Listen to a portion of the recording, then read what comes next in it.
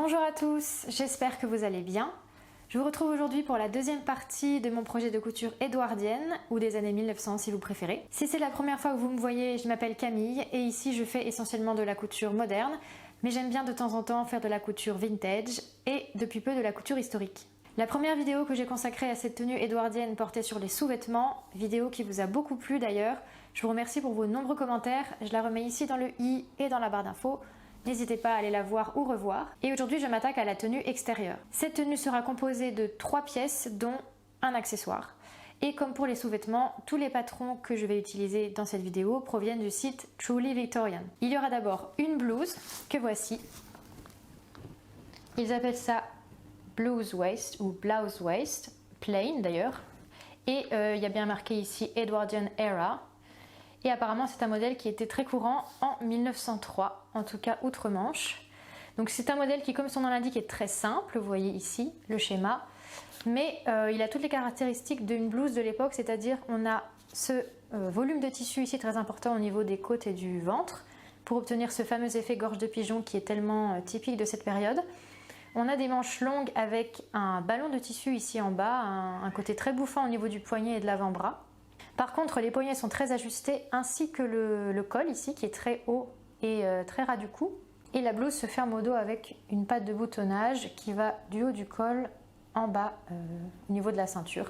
Donc vous voyez, il n'y a pas de détail particulier, pas de volant ou de froufrou ou d'insertion de dentelle. C'est un modèle qui est tout simple et qui est censé reposer sur l'effet que va produire le tissu. C'est pour ça qu'ils ont fait une présentation ici avec du tissu dentelle, ici avec des rayures. J'ai pris ce modèle parce que d'abord ils n'en ont pas 50 de modèles de blouse, et ensuite parce que ne sachant pas trop comment ça allait tomber sur moi, comment ça allait se passer cette première tenue historique, j'avais pas envie de me rajouter des difficultés, donc j'ai pris volontairement un modèle simple. Ici vous avez une pièce, une espèce de petite basque, ils appellent ça une skirt, donc une espèce de petite jupe. En fait c'est la pièce qui est censée recouvrir la jupe qu'on porte sous la blouse. Et on peut aussi ne pas la coudre comme vous voyez. Moi je vais pas la faire parce que je vais coudre une ceinture en tant que vraiment accessoire extérieur. Donc j'ai peur que cette pièce là soit un petit peu double emploi et qu'elle me gêne un peu dans l'effet esthétique que je recherche pour la tenue. Donc je vais faire une propreté toute simple comme ici. Cette blouse n'est pas prévue doubler, mais je vais la doubler parce que mon tissu, comme vous allez le voir, est assez transparent et j'aimerais bien qu'il ait de la tenue, qu'il soit opaque et que les finitions soient belles à l'intérieur. Donc voilà pour la blouse que je vais coudre. Ensuite, il y aura une jupe que voici, une trumpet skirt, une jupe trompette. Là encore, c'est un modèle de 1903. Vous voyez que c'est un modèle qui est assez fité au niveau de la taille et des hanches et qui part ensuite en évasé. C'est assez courant dans les silhouettes de l'époque. C'est très joli d'ailleurs.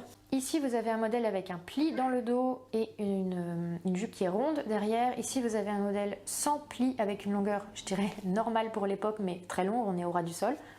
Et ici, vous avez carrément une jupe qui n'a pas de pli dans le dos, mais qui a une espèce de début de traîne ici. Ils appellent ça sweep length. Et je trouve ça très joli et c'est ce qui me fait rêver dans les jupes de l'époque. Ça fait très romantique et très princesse. Donc, puisque je couds quelque chose que de toute façon je ne pourrais pas porter dans la vraie vie, autant y aller franchement. Donc voici la jupe que je vais coudre. Elle a l'air toute simplette comme ça, mais le patron prévoit aussi un volant à coudre tout en bas de la jupe. Ce qui est très bizarre, c'est qu'il prévoit de coudre ce volant sur la doublure de la jupe, donc sous la jupe extérieure, ce que je trouve un peu étonnant. Quoi qu'il en soit, moi, si je couds un volant, c'est pour qu'il se voit. Je préfère de très loin coudre ce volant de manière visible en bas de la jupe extérieure, et d'autant que ça rajoutera un détail, puisque par ailleurs, vous voyez que le patron, il est vraiment très très simple. Et enfin, je vais coudre une ceinture, comme je vous l'ai dit, et là, j'en ai plusieurs modèles. Ici, un modèle qui a une pointe sur le milieu devant, ici un croisé, et ici un arrondi sur le milieu devant, sachant que ça, c'est la vue de dos de celle-ci. Et moi, c'est celle-ci que je vais coudre justement, celle qui a la pointe. Je trouve que c'est une forme qui est très flatteuse pour la taille, et ça fera une très jolie transition entre le haut et le bas.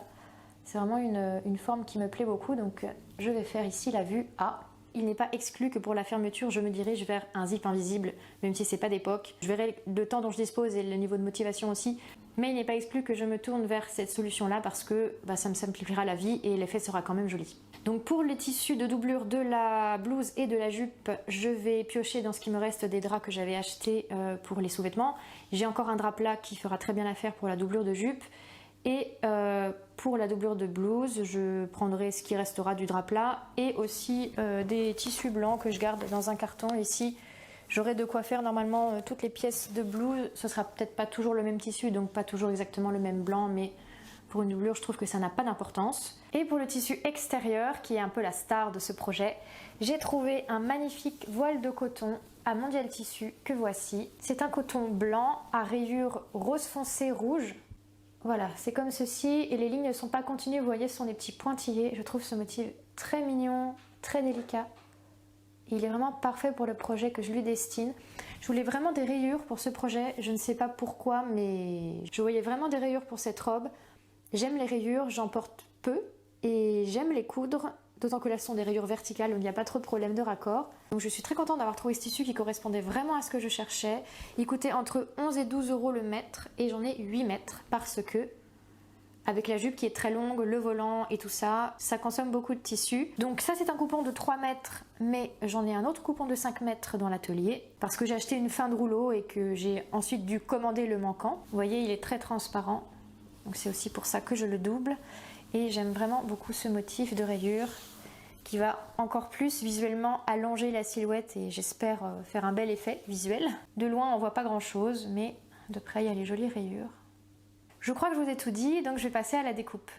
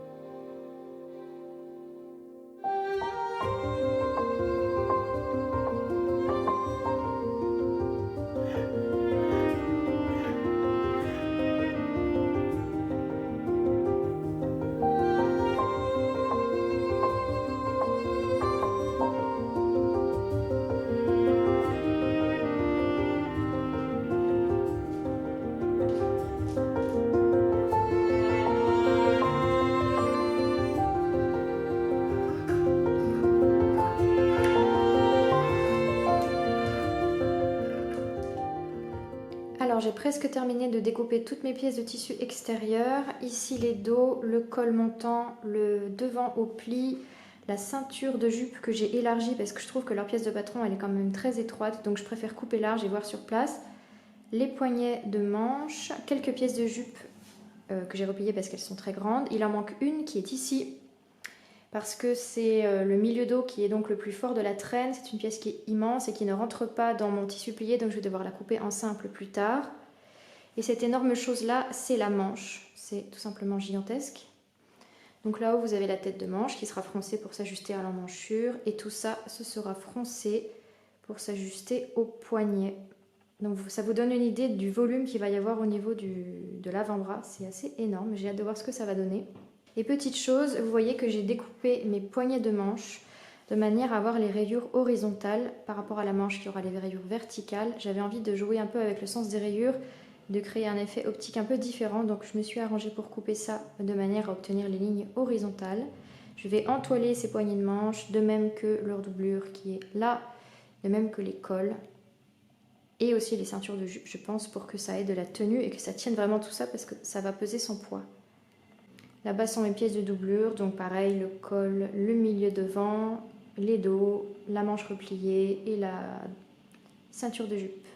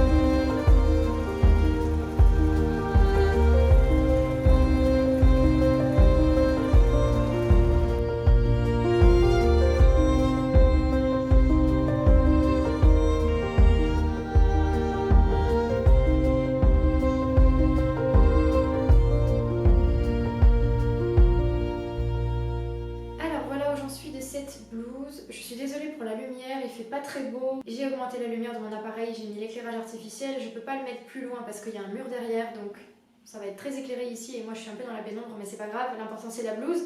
Donc j'ai bien avancé et comme je vous l'ai dit, elle est entièrement doublée, je vais vous montrer l'intérieur après.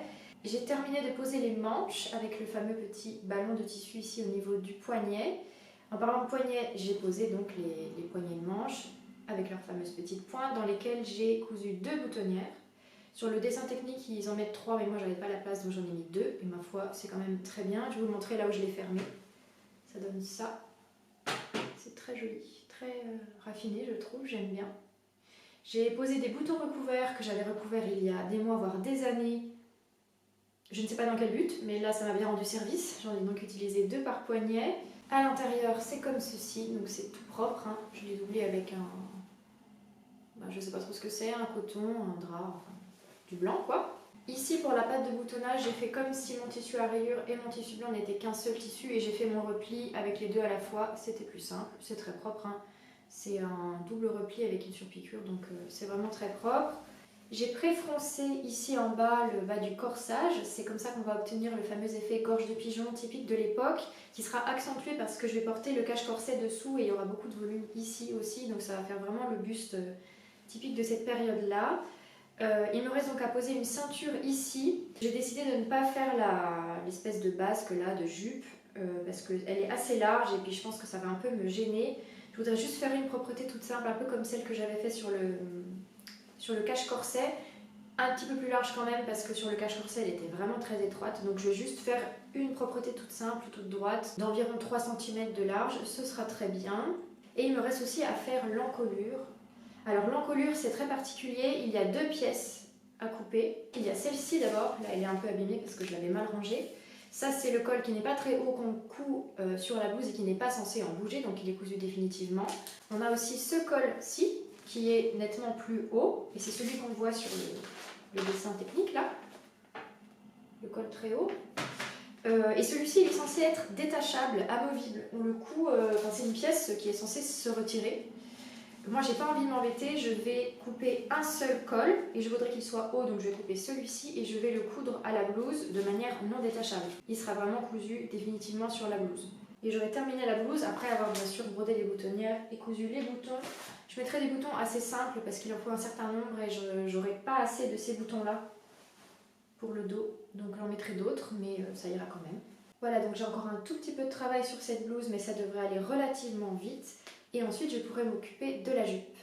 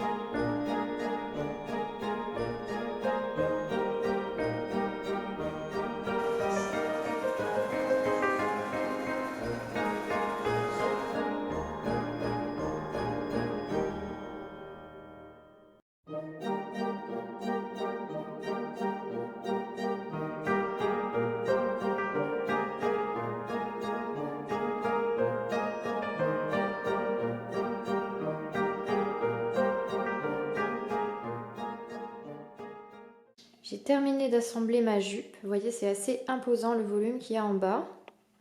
Je m'occuperai de la doublure de jupe hors caméra parce que ce sont les mêmes étapes que vous venez de voir. Donc c'est pas très intéressant, ce serait une redite et moi ça me permettra d'aller plus vite parce que mine de rien tout ça prend du temps.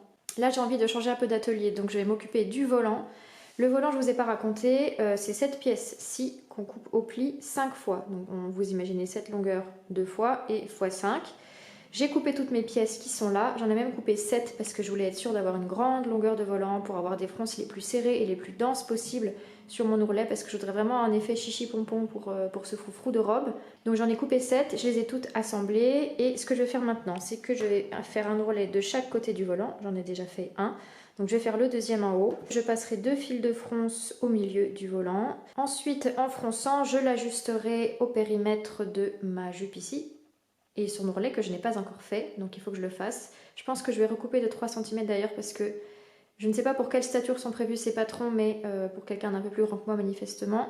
Donc je vais recouper légèrement et ensuite ajouter mon volant en bas et faire coïncider à peu près les deux ourlets. Voilà, je vais m'occuper de ça. Ça aussi, mais de rien, ça prend du temps parce que le volant maintenant il fait environ 7 mètres de long.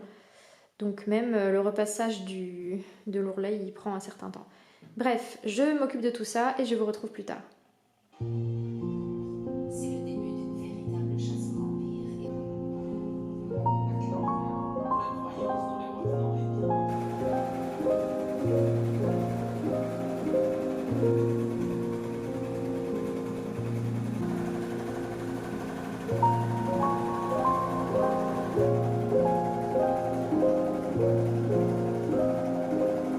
Jusqu'à tomber inconscient, beaucoup sont morts.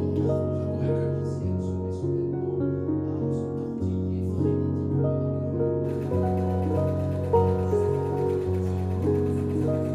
Il s'agissait de régler la possession de vestiaires qui n'est vraiment pas une très bonne courage. D'ailleurs, à s'en servir à ce qui dissimule ce soir lui intéressant avec un million de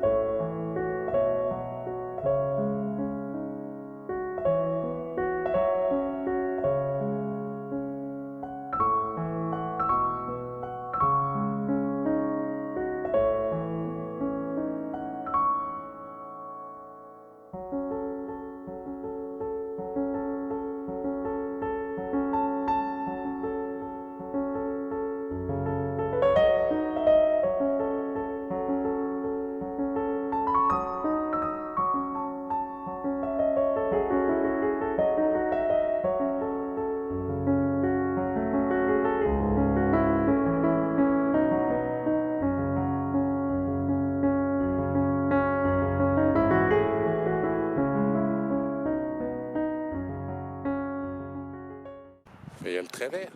Ah. Ah ouais. Non mais moi je vis un enfer. On va marcher. Moi je vis un enfer. Je vais filmer quand je marche par là-bas. J'ai pas le droit. Grimpe à l'arbre. Grimpe à l'arbre.